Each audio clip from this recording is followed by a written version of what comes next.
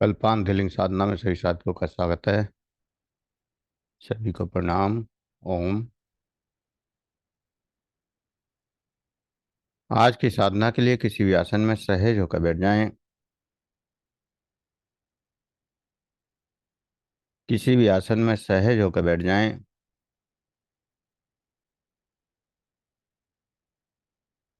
आंखें कोमलता से बंद।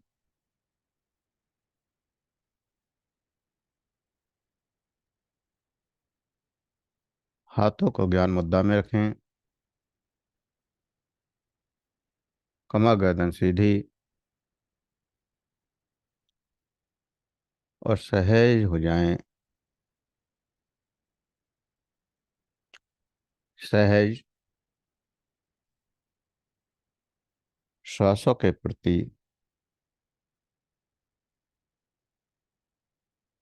जो श्वास अंदर जा रहा है, जो श्वास बाहर आ रहा है, उन श्वासों के प्रति अंदर जाने वाला श्वास, बाहर आने वाला श्वास और दोनों श्वासों के प्रति सहज होना है। साक्षी बनना है।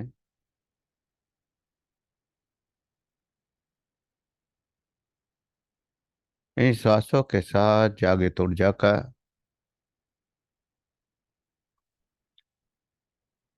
जो प्राण ऊर्जा अंदर प्रवेश कर रही है,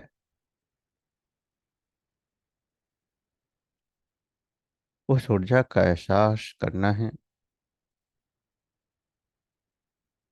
जो प्राण ऊर्जा संवेदना के रूप में शरीर में तरंगों के रूप में जागृत हो रही है, उन तरंगों का साक्षी बनना है। ऊर्जा की प्रत्येक तरंग का साक्षी बनना है।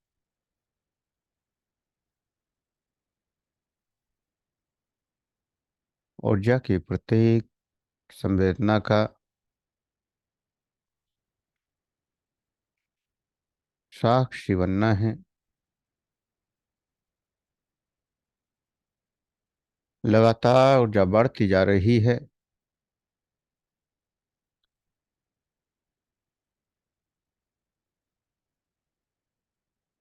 पूरी चेतना शक्ति से बढ़ती ऊर्जा का एहसास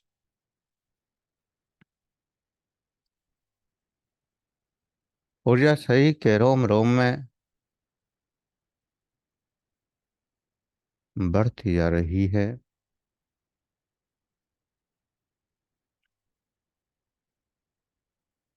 ऊर्जा की तरंगों से कंपन, झंझनाट, सरसराहट या जो भी अनुभव हो रहे हैं, उन अनुभवों के साथ गहराई में डूबते जाना है। अनंत गहराइयों में डूबते जाना है। अनंत गहराइयों में डूबते जाना है।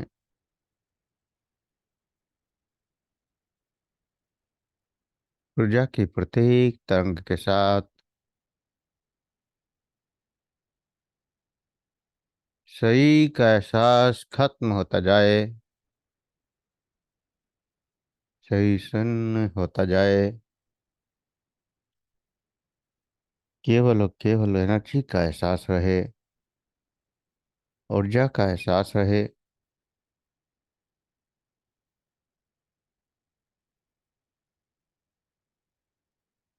लगातार अनंत गहराइयों में डूबते जाना है।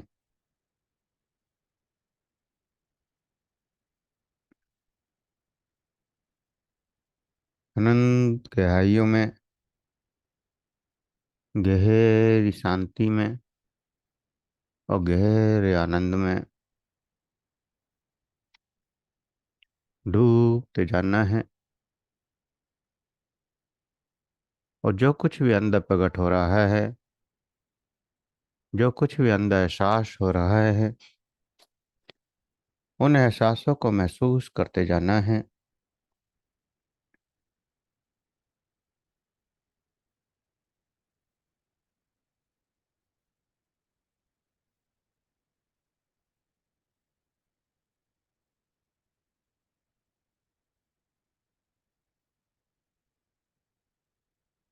हमारा अहंकार ही हमें दुख तक ले जाता है।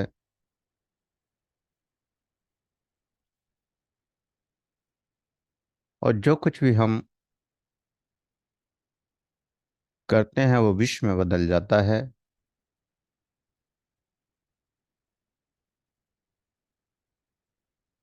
जो कुछ भी पाने की कोशिश करते हैं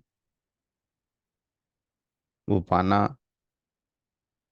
अंत में खोने में बदल जाता है। तो स्वयं के प्रति अनुभव करना पड़ेगा, स्वयं को समझना पड़ेगा, अपने अहंकार को, कि वो क्या कर रहा है हमारी चेतना के साथ। अहंकार,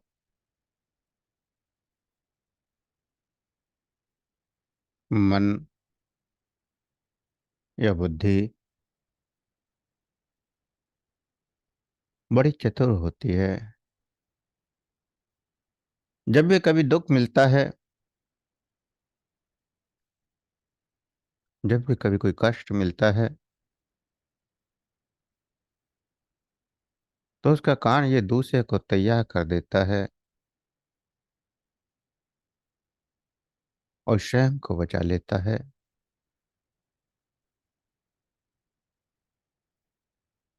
कभी मन ये नहीं कहता कि इस दुख का कारण मैं ही हूं, इस दुख का निर्माण मैंने स्वयं किया है। अहंकार हमेशा यही कहता है कि सामने वाला दुख दे रहा है।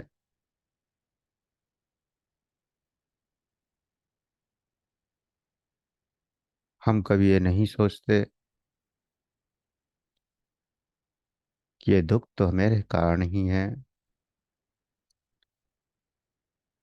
सदा यही सोचते रहते हैं कि कोई दूसरा हमें दुखी दे रहा है।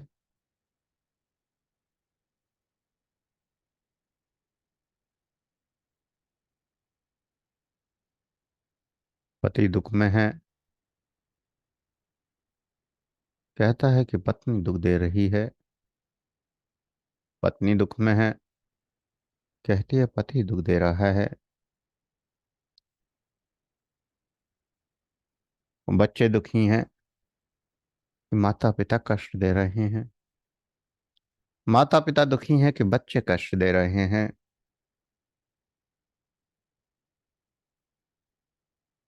जो है उससे भी दुखी है और जो नहीं है उससे भी दुखी है।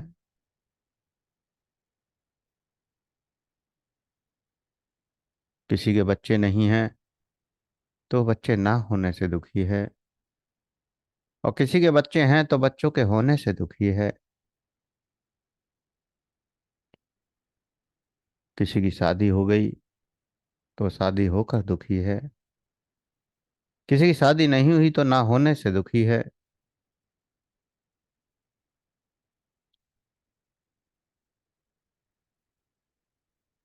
जीवन में कोई संबंध होने से दुखी है, कोई संबंध ना होने से दुखी है। किसी को होने से तकलीफ हो रही है, घबराहट हो रही है, बेचैनियां हो रही हैं, और किसी को ना होने से हो रही हैं।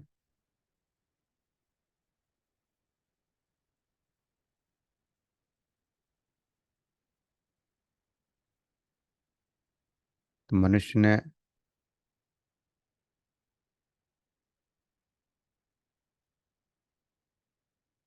जैसे दुखी रहने का ही ठेका ले रखा है, स्थिति कुछ भी क्यों ना हो, दुख निर्मित हो ही जाता है।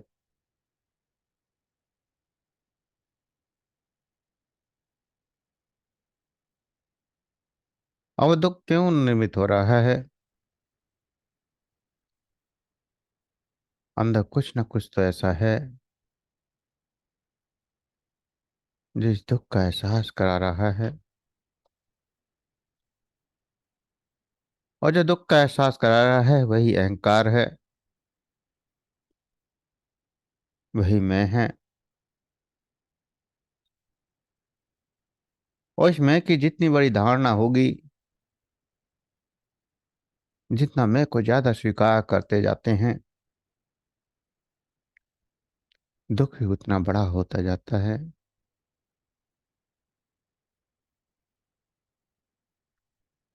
छोटे बच्चों को देखें, उनमें कभी कोई अहंकार नहीं होता। उस समय वो सुखी होते हैं। और जैसे जैसे बच्चे बड़े होते चले जाते हैं, अहंकार बढ़ता चला जाता है और दुख भी बढ़ता चला जाता है। जीवन भर व्यक्ति सोचता रहता है कि बचपन जीवन का वो हिस्सा है जो स्वर्ग के समान था, लेकिन ये नहीं सोचता कि उस समय वो स्वर्ग क्यों था।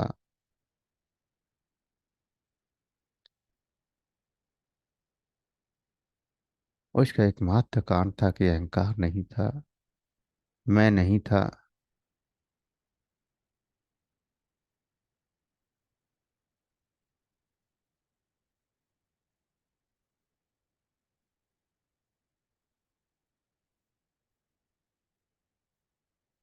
अपने जीवन के बचपन को याद करें तो 2-3 वर्ष या 4 वर्ष की आयु पर अचानक चेतना पहुंच जाती है।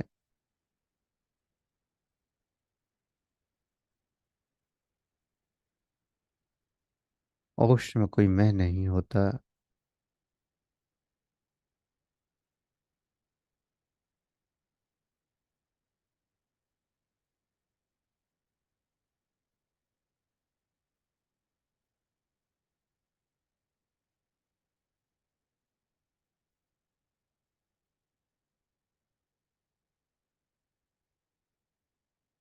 बचपन में घटी कोई एकाध घटना याद आती है,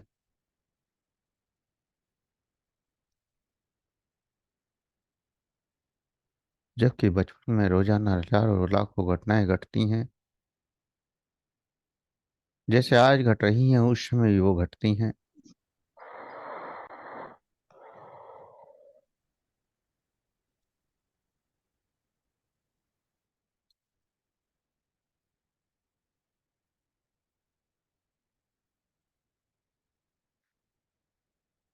उस समय भी वो सारी घटनाएं घट रही होती हैं जो आज घट रही हैं, लेकिन वो बच्चे पर कोई प्रभाव नहीं डालती।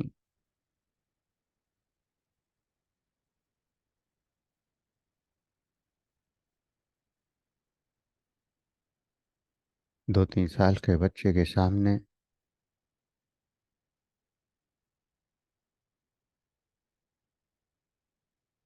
परिवार के अनेक सदस्य मृत्यु को प्राप्त होते हैं, लेकिन उनके ऊपर कोई प्रभाव नहीं पड़ता। ऐसी अनेक शादियां भी होती हैं, वो सब भी होते हैं, उनका भी कोई प्रभाव नहीं पड़ता।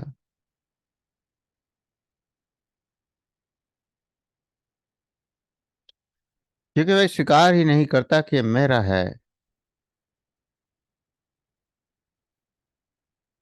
मेरा कोई रिश्तेदार खत्म हो गया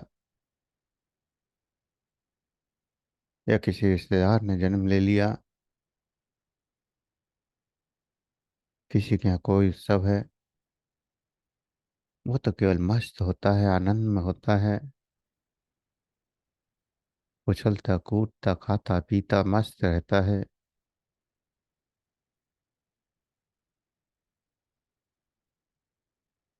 लेकिन जैसे जैसे वो बड़ा होता जाता है,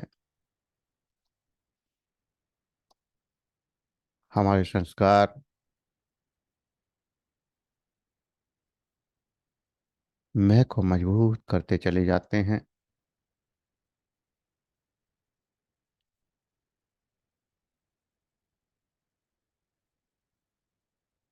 ये तेरा है, ये उसका है।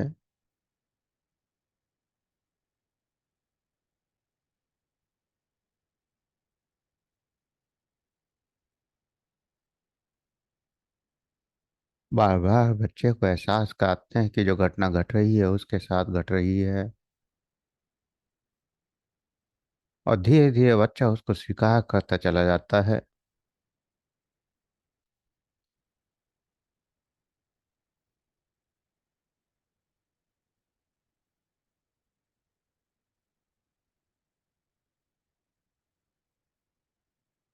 तो अंत जगत में जब कभी पास्ट लाइफ की ओर जाते हैं,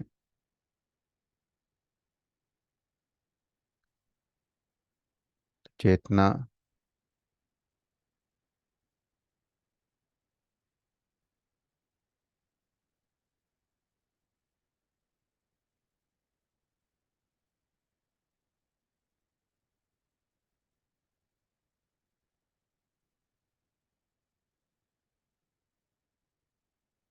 एक जन्म से भी पीछे अनंत जन्मों के कष्टों को याद करने लगती है। उसने क्या क्या भोगा, लेकिन कभी ये विचार नहीं करती कि ऐसा सब कुछ क्यों हो रहा है।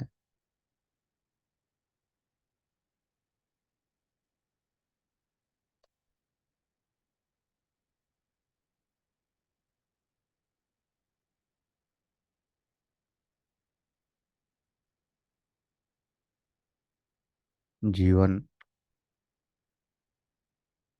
अहंकार के साथ निमित्त होता है। जैसे जैसे बड़े होते जाते हैं, अहंकार निमित्त करते जाते हैं।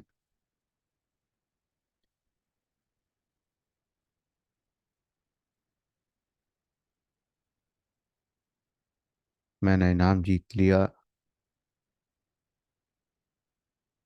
मैं पास हो गया, मैंने ये हासिल कर लिया। और फिर यही मैं धीरे धीरे इतना बड़ा हो जाता है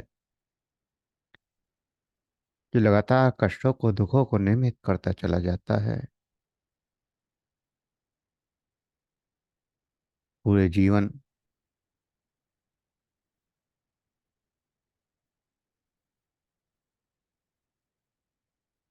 सुखों को इकट्ठा करते करते दुखों को इकट्ठा करते जाते हैं। हम सोचते हैं कि सुख इकट्ठा कर रहे हैं, लेकिन अंत में पता चलता है कि यह तो दुख निकला।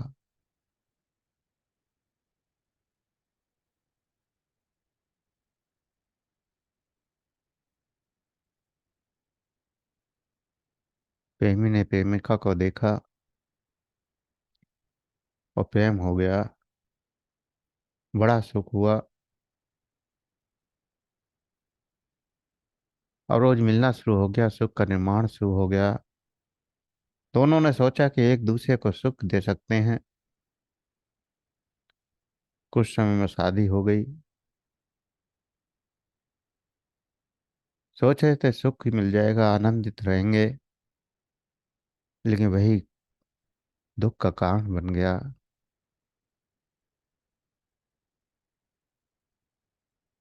सुख की तलाश करते चले जाते हैं और दुखों को निर्मित करते चले जाते हैं।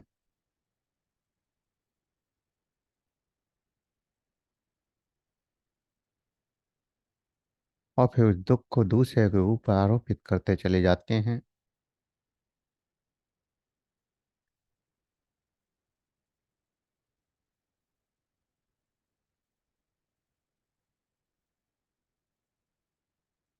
कहते हैं बच्चे बड़ा कष्ट दे रहे हैं, बच्चे बड़ा दुख दे रहे हैं।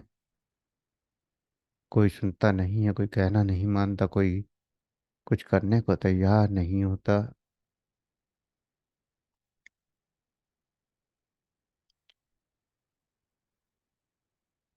क्योंकि उन बच्चों को हमने सुख के लिए पैदा किया था। सोचा था बच्चे होंगे, बड़े होकर सेवा करेंगे।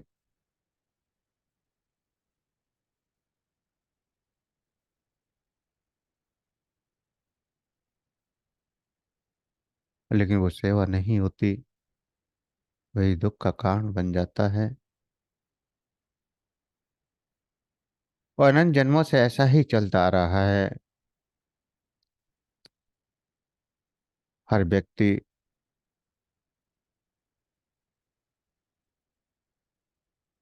जानता है कि ये दुख का कारण बनेगा,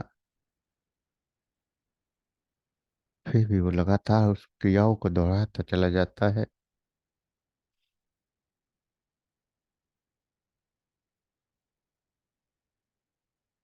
जितना स्वर्ग का निर्माण करने की कोशिश करते हैं, उतना ही नरक तैयार होता चला जाता है।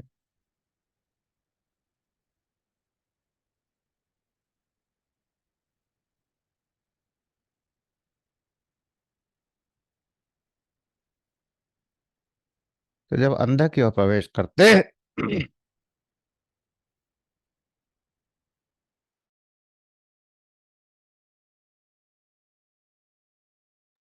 जब अंदर की ओर प्रवेश करते हैं,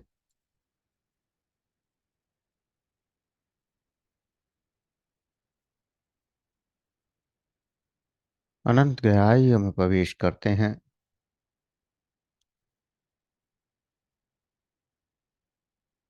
तो जान पाते हैं कि दुख का कारण कुछ और नहीं था। दुख का कारण तो स्वयं के अंदर है। स्वयं का अहंकार, स्वयं का मन, स्वयं की बुद्धि, स्वयं का स्वीकारपन।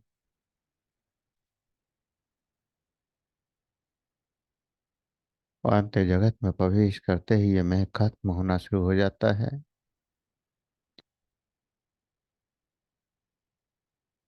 जितना गहराई में जाते हैं, उतना ही मैं से छुटकारा मिलता चला जाता है।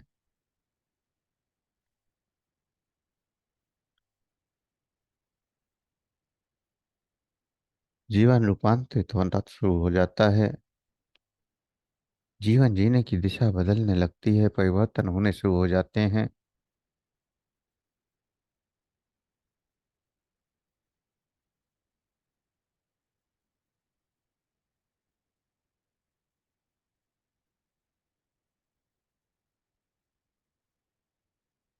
जो जान लेते हैं कि स्वयं ही दुख निर्मित किए हैं, स्वयं ने ही इन दुखों को निर्माण किया है स्वीकार करके, तो उन दुखों से मुक्ति मिलनी शुरू हो जाती है।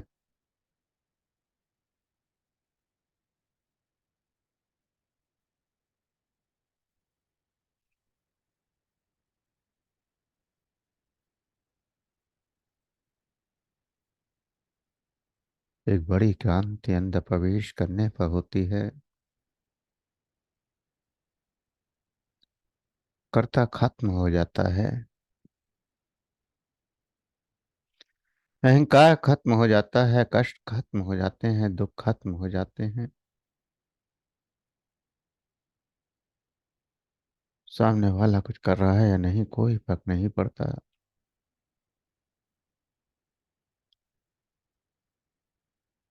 और हम कुछ कर रहे हैं, उससे भी कोई फर्क नहीं पड़ता।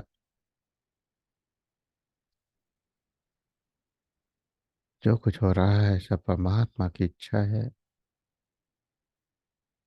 करने वाला भी वही है, कराने वाला भी वही है।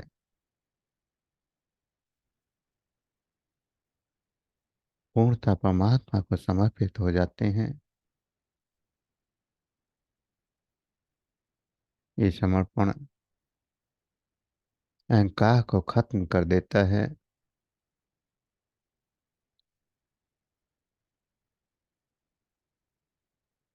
अनंत गहराई के अनुभव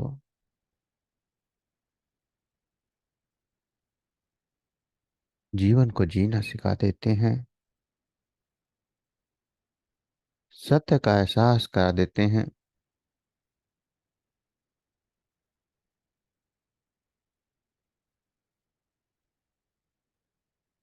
चेतना का अनुभव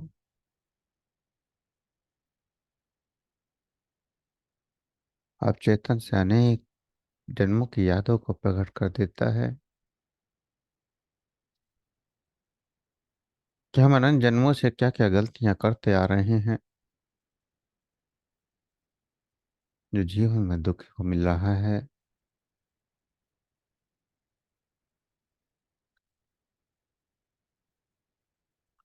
आज जो भी दुख मिल रहा है,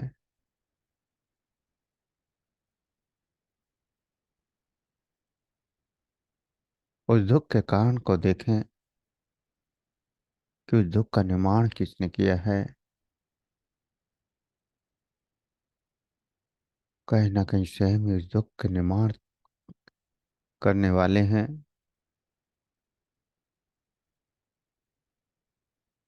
क्योंकि हमने उसको स्वीकार कर रखा है, उसको अपना मान रखा है।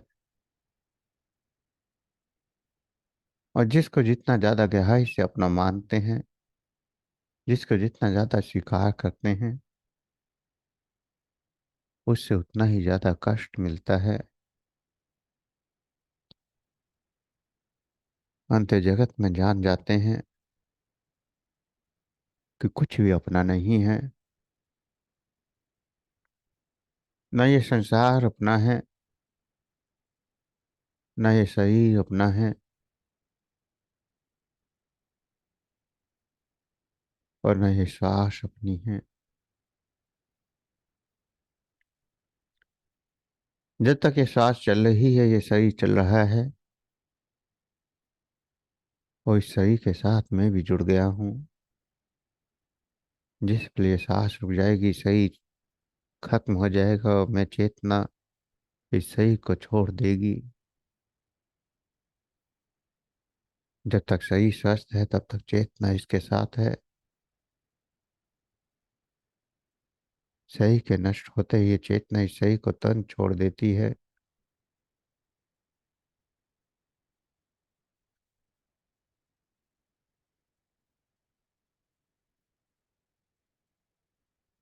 तो ये चेतना इस शरीर से भी नहीं बंधी है।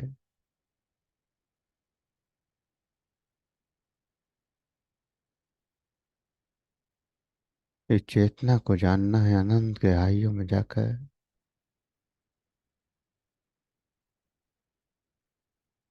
जिसका किसी से कोई संबंध नहीं है।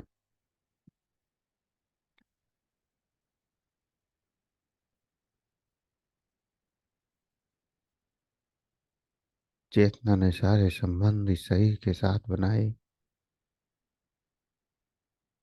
और इस शरीर के साथ सारे संबंध खत्म भी हो जाते हैं। अंधे जगत में वही अनुभव होता है। शरीर छूटने से पहले चेतना अपने शरीर को मन से छोड़ देती है।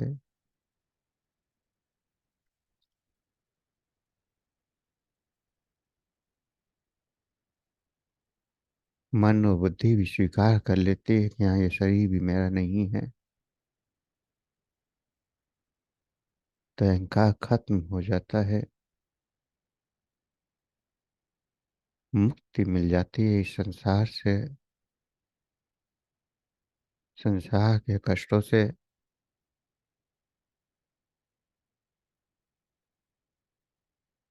मोक्ष मुक्ति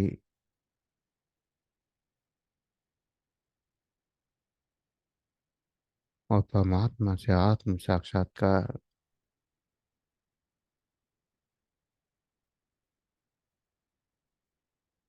जब मुक्त हो जाते हैं इस संसार से,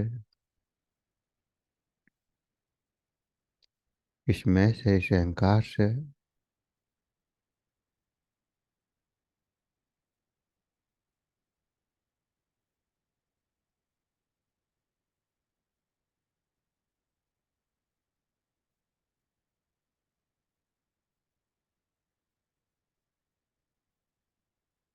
तो चेतना परम ऊर्जा से जुड़ जाती है, उस परमात्मा से जुड़ जाती है, परम चेतन से जुड़ जाती है। और वही ब्रह्म चैतन्य से जुड़ना आत्म साक्षात्कार कहलाता है। आनंद गहराई हम खोते चले जाएं इस चेतना के अनुभव के साथ, जहाँ न सुख है न दुख है, सब कुछ खत्म हो चुका है, केवल और केवल शून्य बचा है। गहरा शून्य,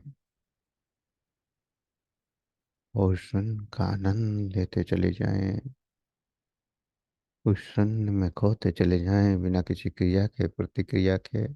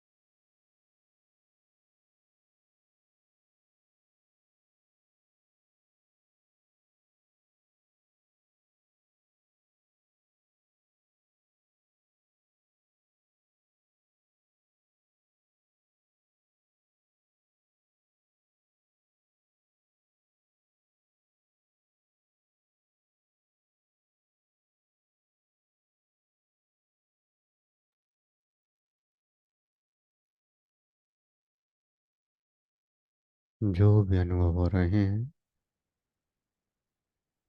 जो भी एहसास हो रहे हैं, उन अनुभवों को करते हुए, उन एहसासों को करते हुए धीरे धीरे चेतना में वापस आने के लिए तैयार हूँ। धीरे धीरे चेतना में वापस आने के लिए तैयार हूँ। सही का एहसास, सांसों का एहसास, सही का एहसास, सांसों का एहसास। हाथों की उंगलियों में हलचल करें। हथेलियों को रब करें, गर्म करें।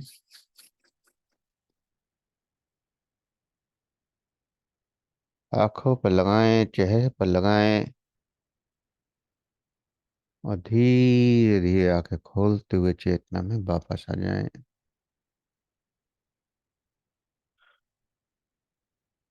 ओह, ओह।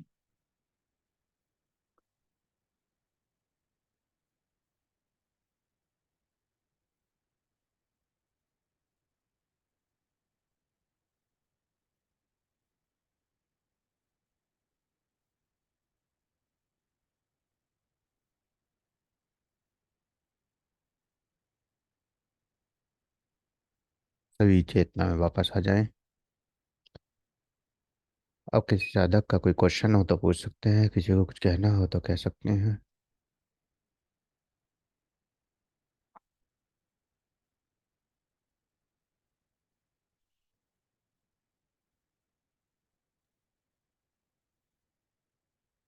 जी प्रणाम। प्रणाम प्रभु जी। चलिए, आपने कहा जैसे कि शरीर शरीर से चेतना जब मुक्त होती है तो अपने आप वो जो उसको स्पिरिट वर्ल्ड बोलिए, जहाँ भी जाना वो चली जाती है। जो अतृप्त आत्माएं रह जाती हैं, जिसकी अस्वाभाविक मृत्यु होगी, तो उसकी मुक्ति तो तुरंत होगी नहीं। फिर तो जो प्रक्रिया है हिंदू धर्म में, 10वां 13वीं का, उसके बाद पिंडदान के बाद ही मुक्ति होती है। उससे मुक्ति नहीं हो पाती तो फिर ब्रह्म कपाल जाना पड़ता है, बद्रीनाथ। वहां जाके मुक्ति होती है। इसका पता कैसे चलता है कि वो आत्मा तृप्त होकर मरी है कि अतृप्त होकर मरी है, वो चेतना। तो ये उसका अनुभव करते हैं, बताते भी हैं। और दूसरा चीज है, जैसे हम पूर्व जन्म में जाते हैं तो हम किसी की आत्मा से भी बात कर सकते हैं, मिल सकते हैं। अपने परिवारजन या किसी भी आत्मा से आह्वान करके उनसे हम मुलाकात कर सकते हैं, उनसे वार्तालाप कर सकते हैं, उनसे आशीर्वाद दे सकते हैं। ये सब चीजें क्या सत्य हैं?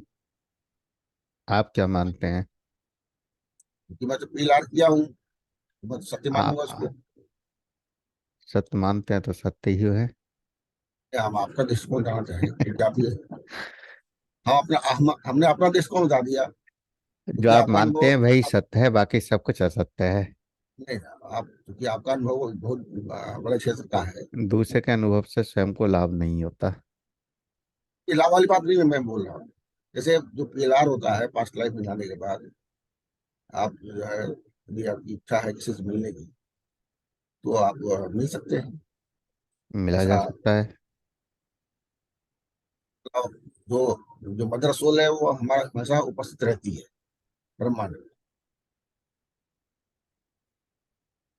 तब उपस्थित रहती है, वहीं से जो चेतना निकल के दूसरा जन्म लेती रहती है।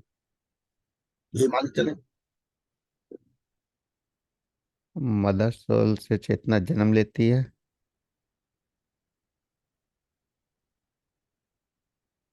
क्या आपने कहा कि आप मिल सकते हैं?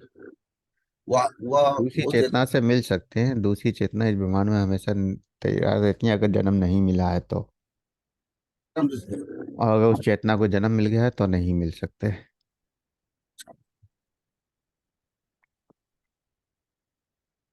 तो सुना, उसने बताया कि महात्मा गांधी ने जन्म लिया कर्नाटक, और फिर वो मृत्यु को द्वारा प्राप्त हो गए।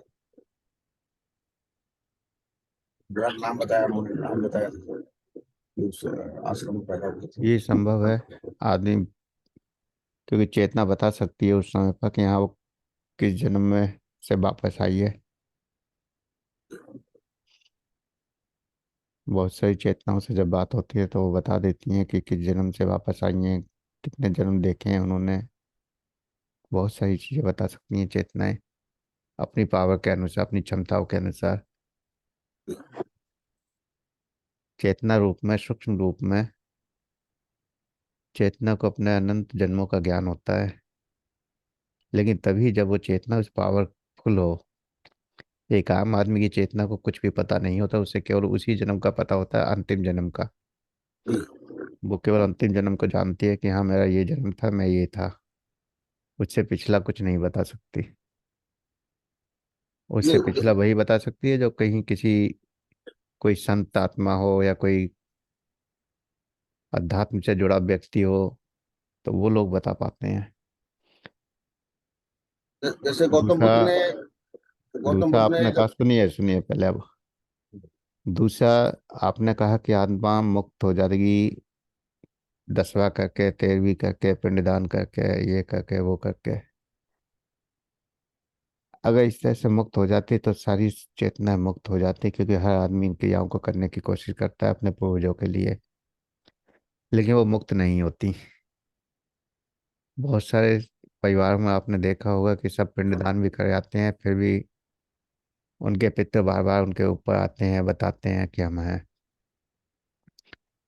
तो ये सब कहानियां हैं कि ऐसा करने से ऐसा हो जाएगा, ऐसा कुछ नहीं है। जब तक चेतना स्वयं या तो दूसरा जन्म ले ले, उसकी स्थिति वो बन जाए कि वो उसे जन्म मिल जाए, या फिर कोई संत या महात्मा या सिद्ध उस चेतना को दूसरा जन्म दिला दे जबरदस्ती, तो मुक्त हो सकती है, नहीं तो कभी मुक्त नहीं होती। हजारों साल पुरानी चेतनाएं इस ब्रह्मांड में घूम रही हैं, उनको आज तक जन्म नहीं मिला। हजारों लाखों साल पुरानी चेतनाएं हैं इस पृथ्वी पर। तो जब उनको जन्म नहीं मिला तो किसी को क्या जन्म मिलेगा? आम आदमी को तो वैसे भी नहीं मिलता इतनी जल्दी। तो चेतनाएं भटकती रहती हैं। और चेतना तृप्त है या नहीं है, जब तक वो चेतना जीवन में है, शरीर के रूप में है, तो स्वयं चेतना जानती है कि वो तृप्त है या नहीं है। अगर अतृप्त होकर मरेगा आदमी तो निश्चित है कि अतृप्त ही रहेगा। और अगर शरीर के होते हुए तृप्त हो गए, तो फिर मृत्यु के बाद तुरंत जन्म मिल सकता है। क्योंकि तब फिर उसको भटकने के लिए कुछ बाकी है ही नहीं। और वह चाहे तो जन्म ले और चाहे तो ना भी ले, उसको आप मुक्ति भी कह सकते हो, कुछ भी नाम दे सकते हो, मोक्ष भी नाम दे सकते हो। बहुत सारे नाम हैं। तो सब परमात्मा की लीला है। ज़्यादा सोच विचार करने की जरूरत नहीं है, स्वयं को मुक्त कर लीजिए। कौन ज्ञान क्या कहता है क्या नहीं कहता उससे मतलब नहीं है। ज्ञान ज्ञान स्वयं ज्ञान स्वयं क्या स्वीकार करते हैं। ज्ञान इकट्ठा करने से कुछ नहीं होता। स्वयं क्या एहसास करते हैं, स्वयं क्या स्वीकार करते हैं, वो सबसे ज्यादा महत्वपूर्ण होता है। आप अपने आप को मुक्त कर लीजिए कि मेरे कोई बंधन नहीं है। जिस पल आपको कोई बंधन महसूस नहीं होगा, उस पल आप मुक्त हो चुके होंगे। और उसके बाद फिर शरीर छोड़ें चाहे कुछ छोड़ें, कोई फर्क नहीं पड़ता। क्योंकि इस शरीर से मेरे मुक्त हैं तो बिना शरीर के भी मुक्त ही रहेंगे। वहां भी स्वतंत्र रहेंगे फिर, चाहे जन्म लें चाहे ना लें।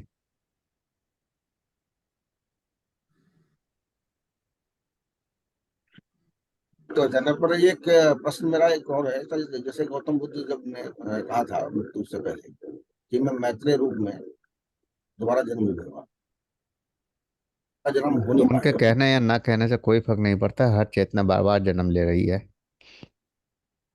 कि मैत्रेय रूप में ही जन्म लूंगा मैं, और कृष्ण जी ने, भगवान कृष्ण ने कहा है, मैं कालिका रूप में अवतार लूंगा।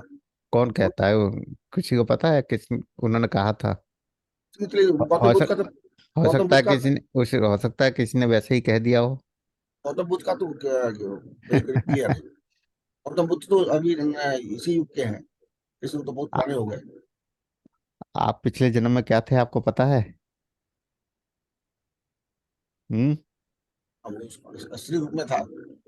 किस रूप में? स्त्री रूप में था। समझ में नहीं आया, क्या कहा आपने? स्त्री स्त्री रूप में था, स्त्री रूप में। स्त्री रूप में? हाँ, नाम था पुष्पा। कैसे मानते हैं कि स्त्री रूप में थे? दिखाई दिया सामने पीलार में। वही बता सकते हैं हम। जो सामने दिखाई दिया वो बता सकते हैं। तो अब जैसे वो जैसे चीज आप लोग बता उन्होंने सकते हैं, हम तो नहीं बता सकते। जैसे उन्होंने एक सपना आपको दिखा दिया और आपने वो सपना स्वीकार कर लिया। एडिट था भाई, कि आप देखिए सामने आकाश में पटल कुछ लिखा आ रहा है, दिखा रहा है, तो कोशिश कीजिए पढ़ने का। कोशिश किया तुमने, 2 बार में आकाश पढ़। पटल पे कुछ भी दिखाई दे सकता है, और कुछ भी किसी भी जन्म का दिखाई दे सकता है। और हो सकता है कि किसी और का भी दिखाई दे जाए, हाँ। जो जो आपसे जुड़ा है। हो जी। सकता है कोई स्त्री आपसे पुष्पा नाम की जुड़ी हो और आपको उसका नाम दिखाई दे गया हो। आप वो हो ही ना।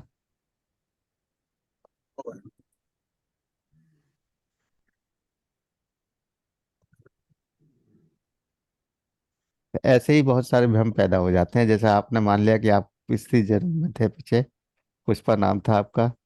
तो ऐसे ही किसी ने कह दिया कि कृष्ण मैत्री रूप में, उसमें बुद्ध मैत्री रूप में जन्म लेंगे और कृष्ण कलिक रूप में, और लोगों ने मान लिया। एक तो जो आपका कांग्रेसी नेता है, क्या है, वो तो मंदिर बनाए बैठा हुआ है, केवल भजन गाता है। आप भी बना लीजिए, कोई मना थोड़ी कर रहा है। केवल भजन गाता है वो। उनका उनका नेता है वो, दाढ़ी दाढ़ी वाला। डीआईजी जब राधा बन सकता है, हाँ, दाढ़ी वाला। तो अंडा। वो भजन गा रहा है तो क्या बुराई है? जब उसका कुछ ना कुछ अच्छा ही है। आता पता नहीं, उसके बाद 2 4 दिन उसने गाना गाया, उसकी उसका उसकी उसकी यात्रा भी वहीं तक है, तो वहीं चल रही है। सब अपनी अपनी यात्रा को कर रहे हैं। जैसे जैसे आगे बढ़ेंगे, वैसे वैसे आगे मुक्त होते जाते हैं। यात्रा में अब सहयोगी गुरु होता है, गुरु ही आगे बढ़ाता भी है।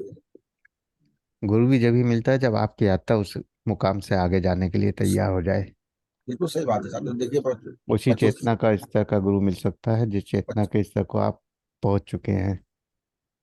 जिससे कभी गुरु ढूंढ नहीं पाता है, गुरु ही से इसको बुलाता है। ये एक सामान्य सी मान्यता है। आप लाख कोशिश कर लें तो किसी गुरु पकड़ लें, तो वह गुरु नहीं हो, कि आपको शिष्य को ढूंढ जाता है। उसका अनुभव कितने साल भटकने के बाद गुरु मिले। गुरु ढूंढने से भटकने से नहीं मिलते। गुरु ही ढूंढता है शिष्य। चेतना स्वयं स्वीकार करती है, ना ही गुरु हाँ। ढूंढता है ना ही शिष्य ढूंढ पाता है। चेतना स्वयं स्वीकार करती है क्योंकि वो जानती है कि उसका स्तर क्या है, और वो उसी स्तर के गुरु से ही जुड़ पाती है। चलो, गुरु के विषय में कल कुछ देखेंगे, कुछ आता है। चलिए, वो किसी साधक का कोई क्वेश्चन हो तो पूछ सकते हैं।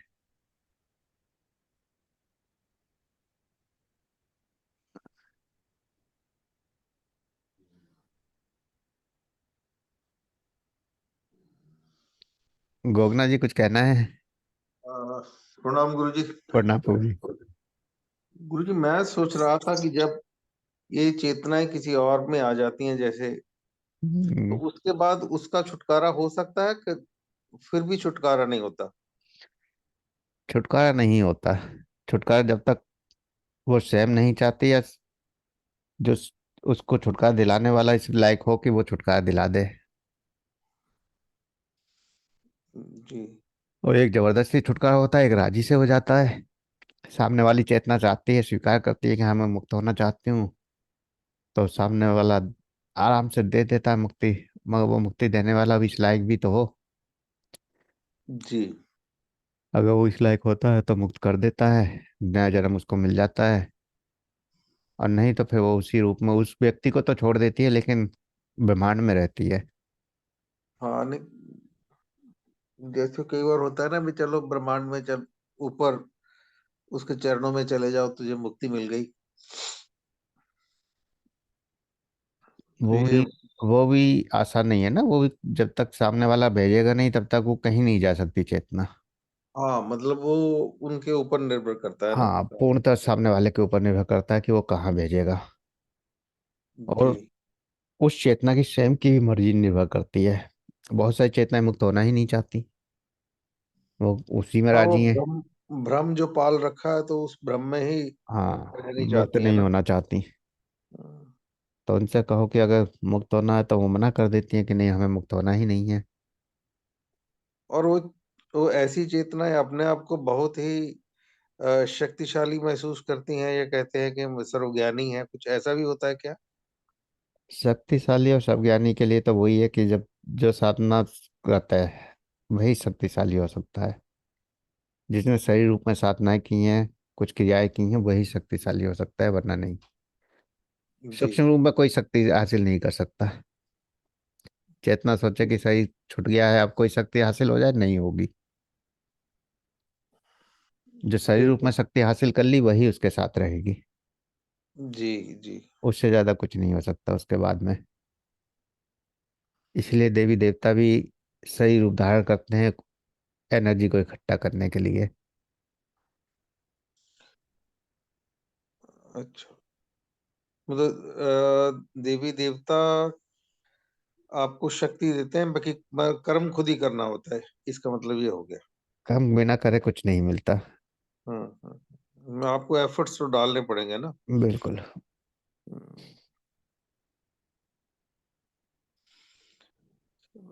प्रणाम प्रणाम गुरु जी, प्रणाम। प्रणाम ओम। चलिए, अच्छा है। सवालों से बहुत सारे रहस्य खुल जाते हैं, लेकिन रहस्य केवल बुद्धि के स्तर पर ऊपर की ओर ही बह भी जाते हैं, अंत जगत में प्रवेश नहीं कर पाते। कभी इसलिए एक ही क्वेश्चन कभी बार बार मेरे पैदा तो होता है। ज्यादा सवाल होते ही नहीं गुरु जी। कभी कभी ऐसे ही उन्होंने, अमरनाथ जी ने बोला तो ऐसे ही एक जहन में आ गया। मैं हम्म। तो सोचता हूँ कि ये इधर उधर इसको सोचना ही नहीं है, बस सीधे ही कोशिश करो कि आप केंद्रित। नहीं, अमरनाथ जी के सवाल काफी कुछ रहस्य खुलवाते हैं, लेकिन वह रहस्य केवल एक शब्दों में बहकर रह जाते हैं, स्वीकार नहीं कर पाते। जी। जी। तो सर, शब्द जैसे किताबों में लिखे हैं, ऐसे ही हमारे शब्द भी किताबों की तरह आपके निकल जाते हैं, खो जाते हैं। आपके आपके जवाब से काफी काफी फायदा होता है। फायदा जब होता है जब स्वीकार कर लें। स्वीकार लेकिन करते अब हैं, स्वीकार करते हैं। प्रश्न भी हमारे, प्रश्न भी जो जो उठते हैं वो नए ही उठते हैं, पुराने वाले उठते नहीं है। पुराने जो स्वीकार हो गए तो हो गए, फिर कोई नया प्रश्न आ गया फिर आपसे पूछ लिया। आज अच्छा आपका, है। आज सत्संग था आपका, आपको सत्संग में ये आपने कितना मुक्त होती है तो किताबें कोई बहुत प्रश्न आ पढ़ते गया। हैं आप किताबें बहुत पढ़ते हैं, ज्ञान बहुत इकट्ठा कर रहे हैं। 25-30 साल से यही काम कर रहे थे आप। जब तक कह रहा हूँ, ज्ञान बहुत इकट्ठा करें तो किताबों को पढ़ना बंद कर दीजिए, ज्ञान को इकट्ठा अपने करना बंद कर असल में दीजिए। ये हावी बन गई है, हावी बन गई है। मैं टीवी टीवी देखता हूँ तो टीवी में खाली भक्ति चैनल देखता हूँ और एक न्यूज सुनता हूँ कभी कभी, और कुछ देखता नहीं।